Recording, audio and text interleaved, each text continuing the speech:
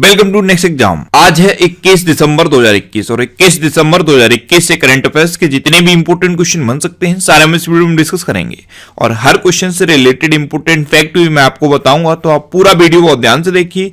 Last में मैं आपसे क्वेश्चन भी पूछूंगा, उसका आंसर आपको कमेंट बॉक्स में बताना है। आज की इस वीडियो की पीडीएफ फाइल आप इस वीडियो के डिस्क्रिप्शन में डाउनलोड कर सकते हैं।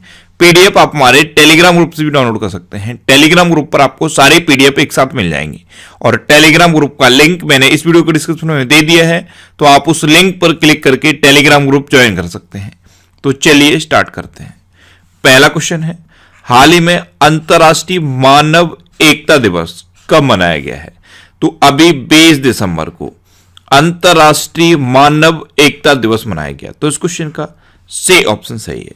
विविधता में एकता का जश्न मनाने के लिए और एकता के महत्व के बारे में जागरूकता बढ़ाने के लिए हर साल 20 दिसंबर को ये अंतर्राष्ट्रीय मानव एकता दिवस मनाया जाता है। अच्छा, मैंने आपको बताया था कि अंतर्राष्ट्रीय दिवस, राष्ट्रीय दिवस और विश्व दिवस में क्या अंतर होता है।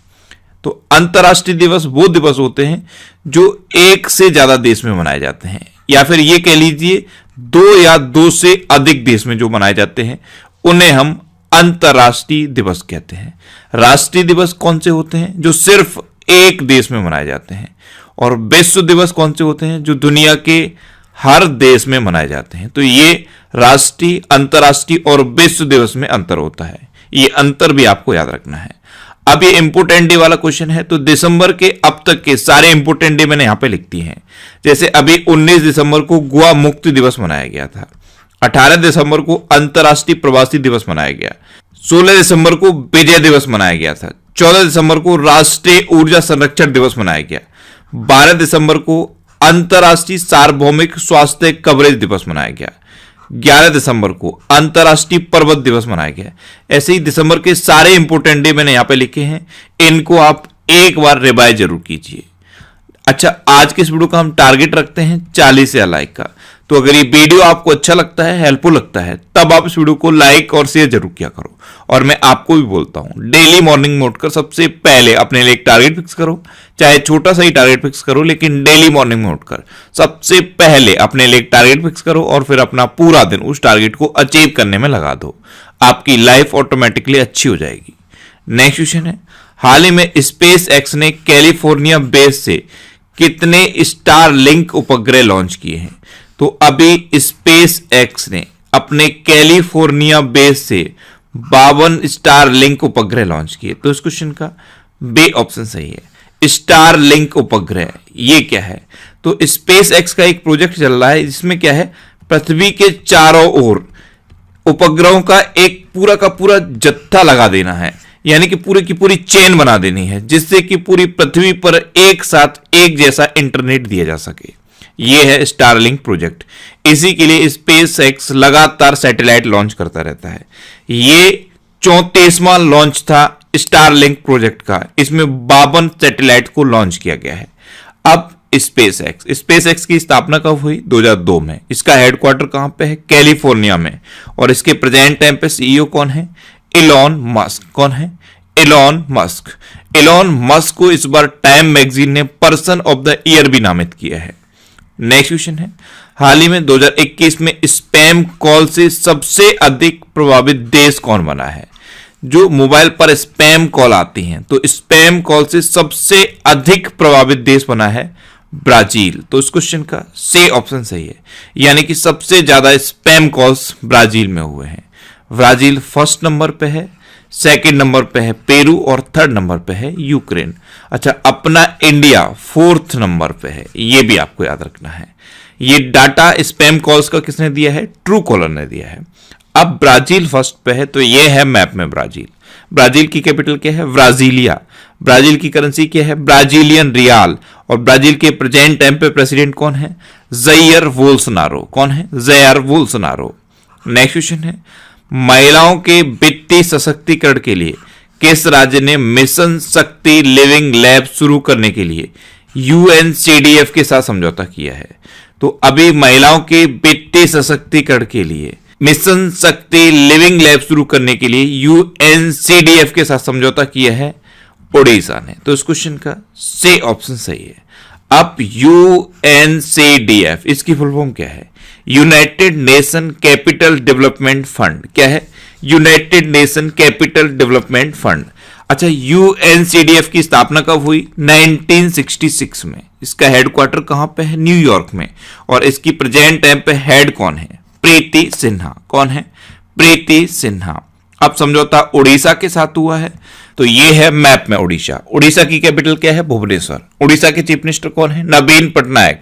और उड़ीसा के गवर्नर कौन है? गणेशी लाल। अच्छा, उड़ीसा में है व्हीलर द्वीप, और व्हीलर द्वीप का नाम बदल के APJ अब्दुल कलाम द्वीप रखा गया है। उत्कल दिवस कब मनाया जाता है? उत्कल दिवस को ही उड़ीसा दिवस कहते हैं। ये 1 अप्रैल को मनाया जाता है। उड़ीसा में अभी आपदा प्रबंधन को अनिवार्य विषय घोषित किया गया है। अभी जो अर्बन गवर्नेंस इंडेक्स जारी किया गया था, इसमें उड़ीसा टॉप पर रहा था। स्वच्छ बिंदु सागर पहल उड़ीसा में शुरू हुई थी। स्मार्ट हेल्थ कार्ड वितरण योजना ये उड़ीसा में शुरू हुई है। गरिमा नाम की एक नई योजना उड़ीसा में शुरू हुई। ड्रिंक फ्रॉम टैप योजना ये भी उड़ीसा में शुरू हुई। और उड़ीसा का एक शहर है पुरी। ये इकलौता ऐसा शहर बन गया है जहां पर 24 घंटे स्वच्छ पेयजल की सुविधा उपलब्ध है। उड़ीसा में सुनावेड़ा वाइल्ड लाइफ सेंचुरी है, कोठागढ़ वाइल्ड लाइफ सेंचुरी है, नलवन वाइल्ड लाइफ सेंचुरी है, वैसीपल्ली वाइल्ड लाइफ सेंचुरी है, देवरीगढ़ वाइल्ड लाइफ सेंचुरी है और गहिर मठ वाइल्ड लाइफ सेंचुरी है। उड़ीसा में चिल्का लेक है, ये भारत की सबसे बड़ी खारे पानी की लेक है। उड़ीसा में नुआखाई उत्सव मनाया जाता है। जब नई फसल तैयार हो जाती है उस टाइम उड़ीसा में ये नुआखाई उत्सव मनाया जाता है। रज पर्व, इसे रजा पर्वा भी कहते हैं, यह भी उड़ीसा में मनाया जाता है। चैत्र जात्रा उत्सव ये भी उड़ीसा में मनाया जाता है। उड़ीसा में रुषिकुलिया बीच है और गोल्डन बीच है। उड़ीसा में वेंकटरायपुर और नोलियासाई ये 2 गांव ऐसे हैं जिनको सुनामी रेडी डिक्लेयर कर दिया गया है। यूनेस्को ने इन्हें सुनामी रेडी डिक्लेयर किया है। उड़ीसा में लिंगराज टेम्पल है और कोणार्क टेम्पल है और जगन्नाथ टेम्पल है। ये 3 इंपोर्टेंट टेम्पल हैं और भितरकनिका नेशनल पार्क है। अच्छा, उड़ीसा में अभी केंद्र सरकार ने जो पाइका विद्रोह हुआ था उसको स्वतंत्रता के पहले युद्ध के रूप में स्वीकार करने से मना कर दिया। ये जो पाइका विद्रोह है ये 1920 में उड़ीसा में हुआ था। तो ऐसी मांग की गई कि इसे स्वतंत्रता का पहला युद्ध घोषित किया जाए। जैसे अभी 1857 की क्रांति को स्वतंत्रता का पहला युद्ध माना जाता है, लेकिन ये कब हुआ था? ये 1920 में हुआ। तो ये मांग की गई कि इसको स्वतंत्रता के पहले युद्ध के रूप में स्वीकारा जाए, लेकिन केंद्र सरकार ने इसको स्वीकार करने से मना कर दिया। अखिल भारतीय राजभाषा वैज्ञानिक एवं तकनीकी संगोष्ठी उड़ीसा में आयोजित की गई। उड़ीसा में नंदन कानन चिड़ियाघर है, यहाँ पे अडॉप्ट एन एनिमल स्कीम चल रही है। और ये मैंने आपको बताया है नुआखाई उत्सव, रज पर्व और चैत्र जात्रा उत्सव ये उड़ीसा में मनाए जाते हैं। नेक्स्ट क्वेश्चन है, हाल ही में 100% टीकाकरण करने वाला पहला केंद्र शासित प्रदेश कौन बना है? तो अभी अंडमान निकोबार 100% टीकाकरण करने वाला पहला केंद्र शासित प्रदेश बन गया है। तो उस क्वेश्चन का बी ऑप्शन सही है।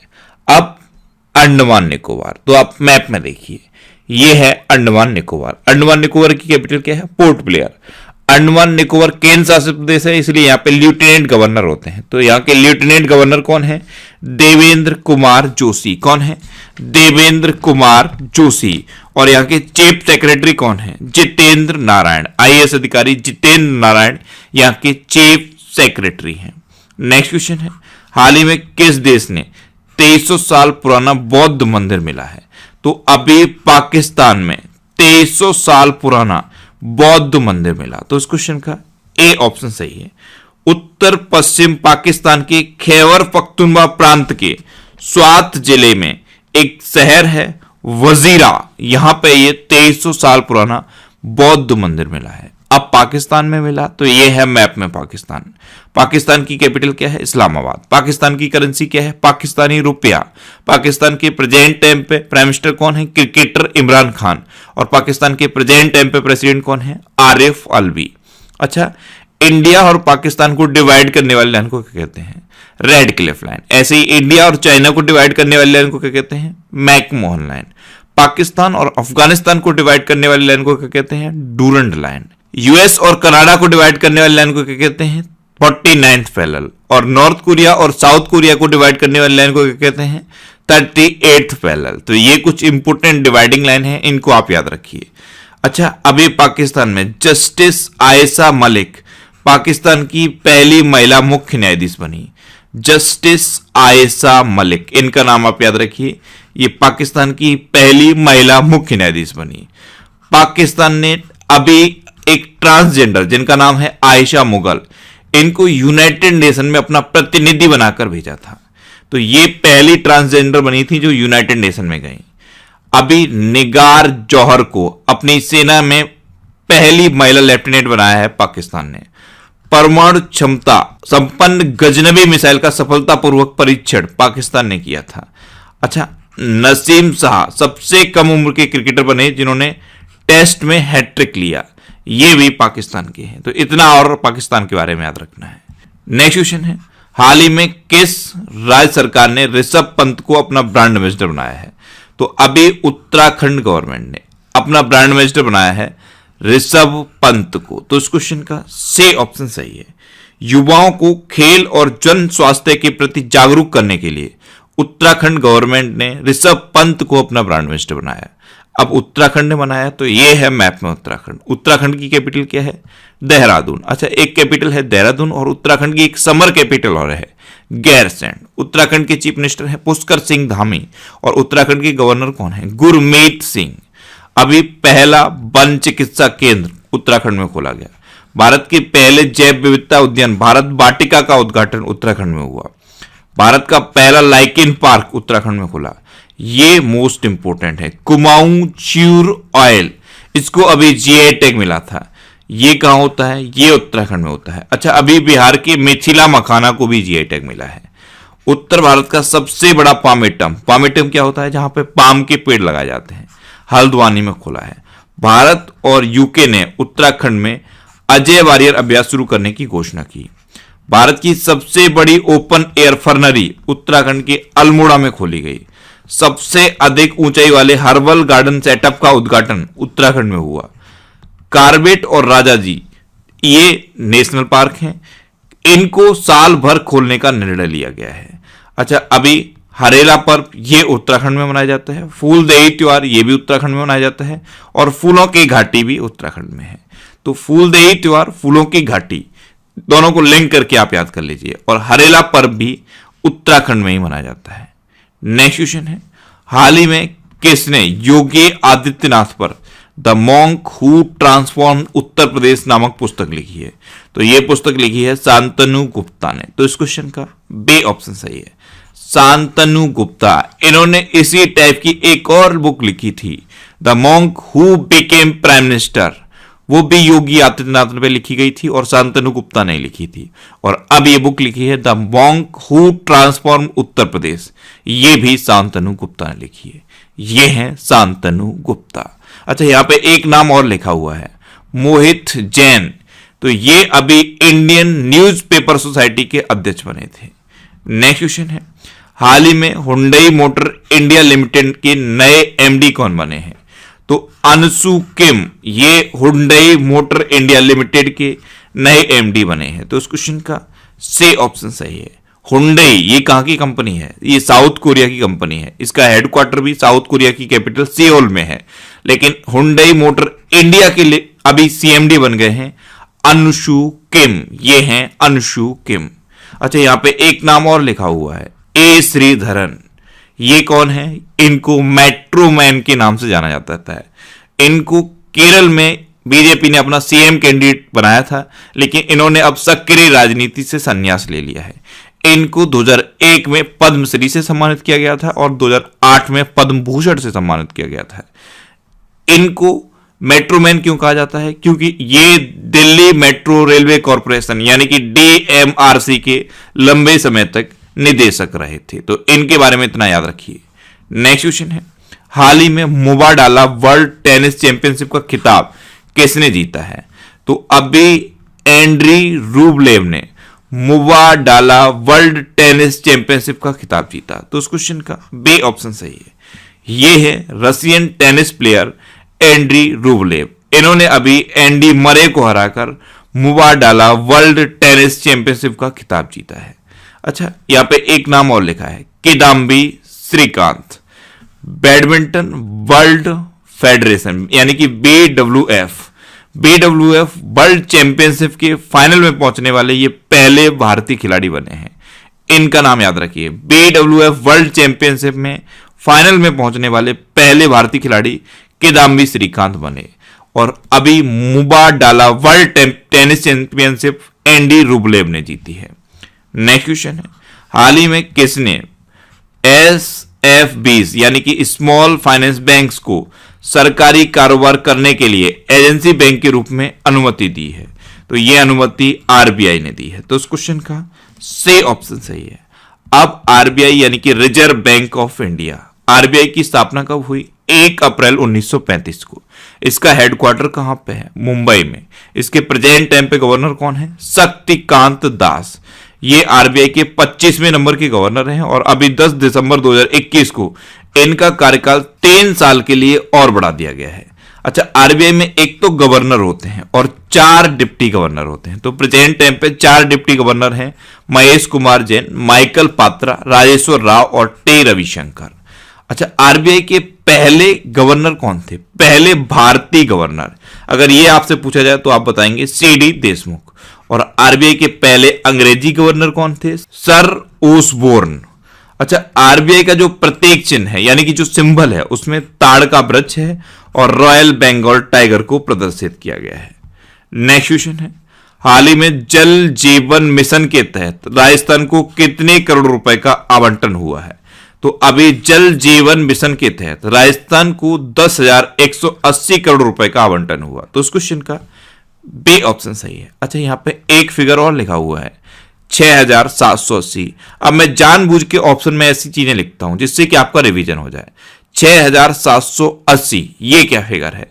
ये अभी प्रेजेंट टाइम पे इंडिया की परमाणु ऊर्जा क्षमता है। 6,780 मेगावाट इंडिया की प्रेजेंट टाइम पे परमाणु ऊर्जा क्षमता है। इसीलिए ये इस टाइप के मैं ऑप्शन अब लिखा करूंगा जिससे कि आपका प्रीवियस रिवीजन हो जाए। अब जल जीवन मिशन के तहत राजस्थान को 10,180 करोड़ रुपए का आवंटन हुआ है। तो यह है मैप में राजस्थान। राजस्थान की कैपिटल क्या है? जयपुर। राजस्थान के चीफ मिनिस्टर कौन है? अशोक गहलोत। और राजस्थान के गवर्नर कौन है? कलराज मिश्र। अच्छा, अभी राजस्थान की राज्य सरकार ने प्रशासन गांव के संग अभियान शुरू किया। इंदिरा गांधी शहरी क्रेडिट कार्ड योजना ये राजस्थान में शुरू हुई। भारत का पहला अंगदाता स्मारक राजस्थान के जयपुर में बना है और स्टैच्यू ऑफ पीस राजस्थान के पाली में बना है। राजस्थान की राज्य सरकार ने महिलाओं के लिए बैक टू वर्क योजना शुरू की। ऐसी महिलाएं जो शादी के बाद अपनी जॉब छोड़ चुकी हैं उनको दोबारा से जॉब में लाने के लिए ये बैक टू वर्क योजना राजस्थान सरकार ने शुरू की है। अच्छा, एक पौधा सुपोषित बेटी के नाम योजना ये राजस्थान में शुरू हुई। और अभी BSF ने ऑपरेशन सर्द हवा शुरू किया है राजस्थान में। 100% टीकाकरण वाला राजस्थान का पहला जिला बना है प्रतापगढ़। अच्छा, अभी सभी परिवारों को औषधि जड़ी बूटी बांटने की घोषणा राजस्थान ने की। राजस्थान में सरिस्का नेशनल पार्क है, रणथंभौर नेशनल पार्क है, केवला देवघाना पक्षी विहार है। नेक्स्ट क्वेश्चन है, हाल ही में सरकार ने ग्रामीण युवाओं को कुशल बनाने के लिए किस कंपनी के साथ करार किया है? तो अभी ग्रामीण युवाओं को कुशल बनाने के लिए सरकार ने इन्फोसिस के साथ करार किया। तो इस क्वेश्चन का सी ऑप्शन सही है। अब इन्फोसिस की स्थापना कब हुई थी? 1981 में। इसका हेडक्वार्टर कहां पे है? बेंगलुरु में। और इसके प्रेजेंट टाइम पे CEO कौन है? सलिल पारेख। कौन है? सलिल पारेख। नेक्स्ट क्वेश्चन है, किस राज्य सरकार ने खेल को बढ़ावा देने के लिए खेल नर्सरी योजना 2022-23 शुरू की है? तो ये हरियाणा ने शुरू की। तो इस क्वेश्चन का बे ऑप्शन सही है। आपने देखा है पिछले टाइम में हरियाणा के एथलीट्स ने बहुत सारे मेडल जीते हैं। तो ये खेल नर्सरी योजना हरियाणा में चल रही है। तो खेल नर्सरी योजना 2022-23 की शुरुआत हरियाणा सरकार ने की है। इसमें क्या है? प्राइवेट इंस्टीट्यूट खोले जाएंगे जो खेल की ट्रेनिंग देंगे। अब हरियाणा, तो ये है मैप में हरियाणा। हरियाणा की कैपिटल क्या है? चंडीगढ़। हरियाणा के चीफ मिनिस्टर कौन है? मनोहर लाल खट्टर। और हरियाणा के गवर्नर कौन है? बंडारू दत्तात्रेय। अभी प्रशांत कुमार अग्रवाल हरियाणा के नए DGP बने थे। हवाई टैक्सी सेवा शुरू हरियाणा में की गई। मेरा पानी मेरी विरासत योजना ये हरियाणा में शुरू हुई। गोरख धंधा शब्द के इस्तेमाल पर हरियाणा में प्रतिबंध है, यानी कि हरियाणा में कोई भी मैगजीन, कोई भी न्यूज़पेपर गोरख धंधा शब्द का इस्तेमाल नहीं कर सकता। हवाई अड्डे का नाम महाराजा अग्रसेन के नाम पर रखा गया है। हरियाणा में पहला हवाई अड्डा बन रहा है और इसका नाम महाराजा अग्रसेन के नाम पर रखा गया है। वेंडावासा को रामसर साइट के रूप में अभी हरियाणा में मान्यता दी गई। हर हित स्टोर योजना ये हरियाणा में चल रही है। हरियाणा में कालेश्वर नेशनल पार्क है और सुल्तानपुर नेशनल पार्क है। हरियाणा में खोली रेतन वाइल्ड लाइफ सेंचुरी है, बीर सिकारगढ़ वाइल्ड लाइफ सेंचुरी है, नाहर वाइल्ड लाइफ सेंचुरी है, चिलचिला वाइल्ड लाइफ सेंचुरी है और खप्परवास वाइल्ड लाइफ सेंचुरी है। ये हरियाणा की इंपोर्टेंट वाइल्ड लाइफ सेंचुरी है, इनको आपको याद रखना है। नेक्स्ट क्वेश्चन है, हाल ही में किस देश ने सुरक्षा उपायों पर नाटो के साथ मसौदा समझौता लॉन्च किया है? तो अभी रूस ने रक्षा उपायों पर नाटो के साथ मसौदा समझौता लॉन्च किया। तो इस क्वेश्चन का से ऑप्शन सही है। अब नाटो यानी कि नॉर्थ अटलांटिक ट्रीटी ऑर्गेनाइजेशन, इसकी स्थापना कब हुई? 4 अप्रैल 1949 को। इसका हेडक्वार्टर कहां पे है? ब्रसेल्स में। और ब्रसेल्स कहां पे है? बेल्जियम में। और इसके प्रेजेंट टाइम पे सेक्रेटरी जनरल कौन है? Jens Stoltenberg. कौन है? Jens Stoltenberg. अब ये रूस ने समझौता लॉन्च किया है, तो ये है मैप में रूस। रूस की कैपिटल क्या है? मॉस्को। रूस की करेंसी क्या है? Russian rouble. और रूस के प्रेजेंट टाइम पे प्रेसिडेंट कौन है? Vladimir Putin. अच्छा, रूस के प्रेजेंट टाइम पे प्राइम मिनिस्टर कौन है? मिखाइल मित्सुतिन। रूस में उरल के पहाड़ है, रूस में लेक वैकाल है और रूस में माउंट एल्बरस है। इतना आप रूस के बारे में याद रखिए। अब लास्ट वीडियो के क्वेश्चन का आंसर। लास्ट वीडियो में मैंने आपसे क्वेश्चन पूछा था कि हाल ही में किसने 2021 आईटीएफ विश्व चैंपियन का खिताब जीता है? तो नोवाक जोकोविच ने 2021 आईटीएफ विश्व चैंपियन का खिताब जीता है। यानी कि इस क्वेश्चन का से ऑप्शन सही था और लगभग सभी स्टूडेंट ने इसका आंसर सही दिया। मोस्टली स्टूडेंट ने इसके बारे में डिटेल में लिखा। मैं आपको एक बार फिर बोलूंगा, क्वेश्चन के बारे में आपको जितना ज्यादा से ज्यादा पता हो आप लिखा करो, क्योंकि जो चीजें आप लिख देते हो फिर उन्हें आप कभी नहीं भूलते। अब आपके लिए आज का क्वेश्चन है, हाल ही में देश की सबसे महंगी बिकने वाली चाय कौन सी बनी है? 4 ऑप्शन दिए गए हैं, इनमें से आपको अपना आंसर बताना है। और इसके अलावा हम हमारे फेसबुक पेज पर previous year question daily post करते हैं, तो आप फेसबुक पर नेक्स्ट एग्जाम सर्च करके हमारा फेसबुक पेज ज्वाइन कर सकते हैं, क्योंकि प्रीवियस ईयर क्वेश्चन आपको बहुत हेल्प करते हैं। अगर आपको किसी क्वेश्चन में कोई डाउट होता है या आपको अपने करियर से रिलेटेड भी कोई प्रॉब्लम है, तो आप इंस्टाग्राम पे इंद्रेश आरसी INDRESH इंस्टाग्राम पे इंद्रेश आरसी सर्च करके आप मेरे साथ जुड़ सकते हैं और कोई भी डाउट, कोई भी confusion without any hesitation discuss कर सकते हैं। अच्छा, आज की इस वीडियो का आप टारगेट जरूर याद रखना। आज की इस वीडियो का टारगेट है 40,000 लाइक का। तो अगर ये वीडियो आपको अच्छा लगा है, हेल्पफुल लगा है, तब आप इस वीडियो को लाइक और शेयर जरूर किया करो। और आपके पास जो भी स्टडी रिलेटेड व्हाट्सएप और फेसबुक ग्रुप हैं, उनमें आप इस वीडियो को शेयर जरूर कर दिया करो। तो ये था आज का हमारा करंट अफेयर्स का वीडियो। आपको ये वीडियो कैसा लगा प्लीज कमेंट बॉक्स में जरूर बताना। और अगर अभी तक भी आपने हमारे इस चैनल को सब्सक्राइब नहीं किया है तो इसे आप सब्सक्राइब जरूर कर लीजिए। आपको इस चैनल से निश्चित ही मदद मिलेगी। जब भी आपसे सब्सक्राइब करेंगे तो बराबर में एक बेल आइकन बन के आएगा, आप उस बेल आइकन पर जरूर क्लिक कर लें, जिससे कि आपको डेली मॉर्निंग में करंट अफेयर्स की वीडियो मिलती रहे। Next exam always with you. Thanks for watching.